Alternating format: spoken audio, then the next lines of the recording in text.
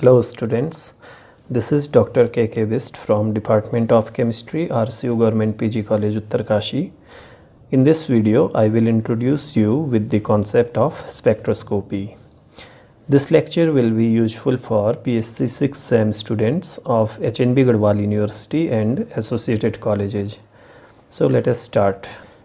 Spectroscopy is a modern tool to characterize any unknown substance, and it involves study of interaction of electromagnetic radiations with matter. Depending on the type of electromagnetic radiation being used, spectroscopic techniques are named as UV visible spectroscopy, IR spectroscopy, microwave spectroscopy, and so on. Now the question is how the electromagnetic radiation and matter interact with each other.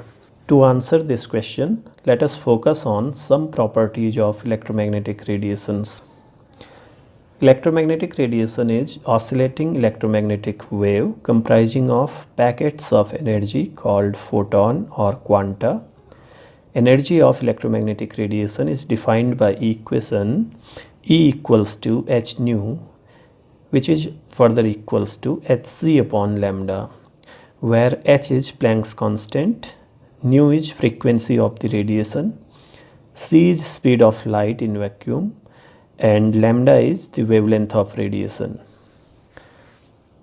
So this equation suggests that higher the value of lambda, lower will be the energy of radiation, and vice versa.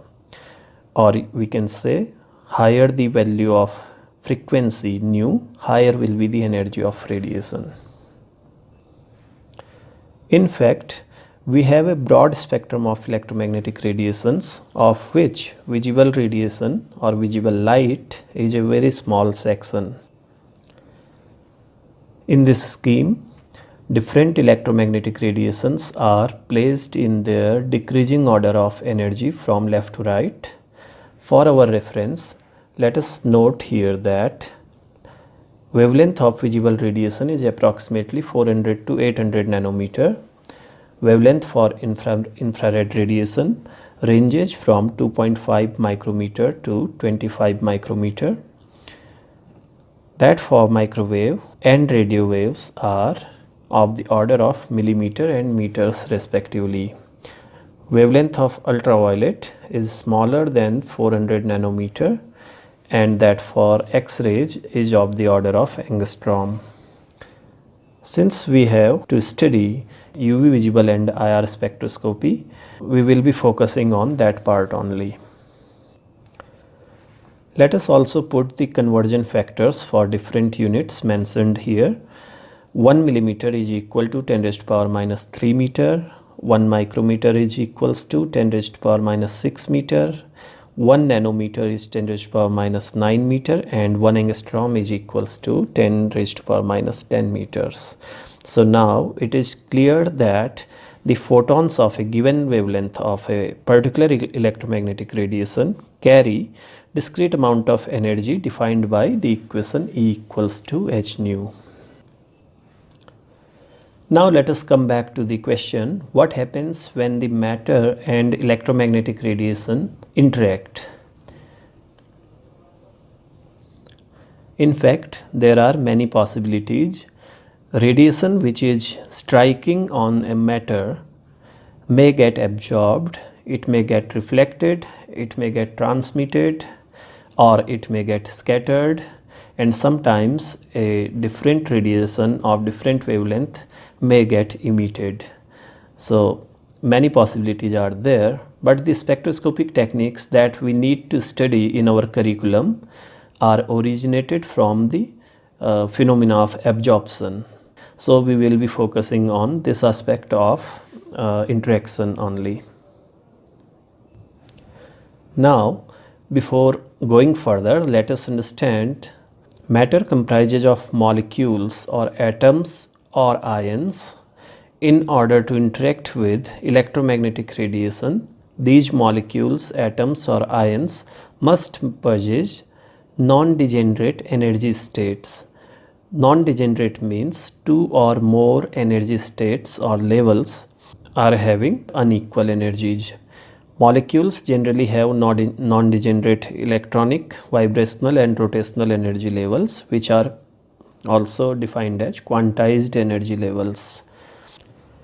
The term quantized means that a molecular transition between two energy states could happen with transaction of one and only one photon.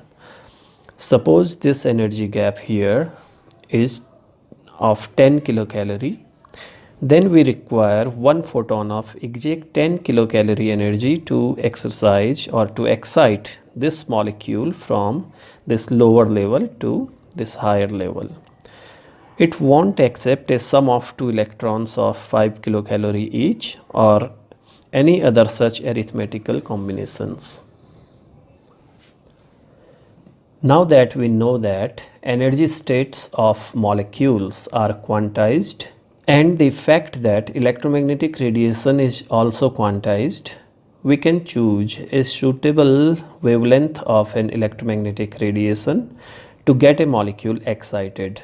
Alternatively, we can say that if we know what wavelength a molecule has absorbed, we can fetch the information about the energy levels present in the molecule, which will ultimately give us information about the nature of molecule.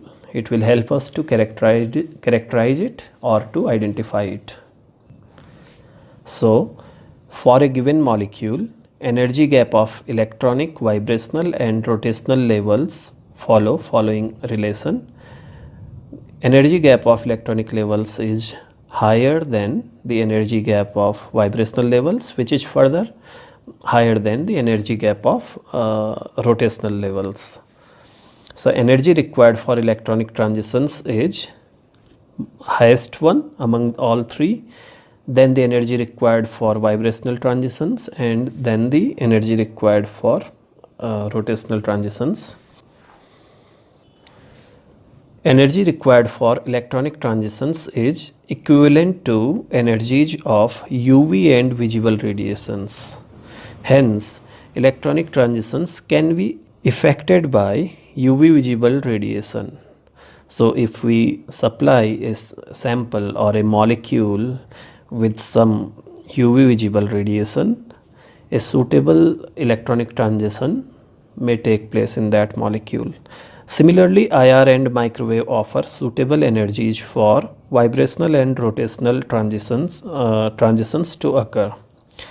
It is further important to note that electronic transitions offer information about unsaturation and conjugation in organic molecules, and infrared spectroscopy offers information about bond vibrations, which can eventually help us to identify the functional groups present in the molecule.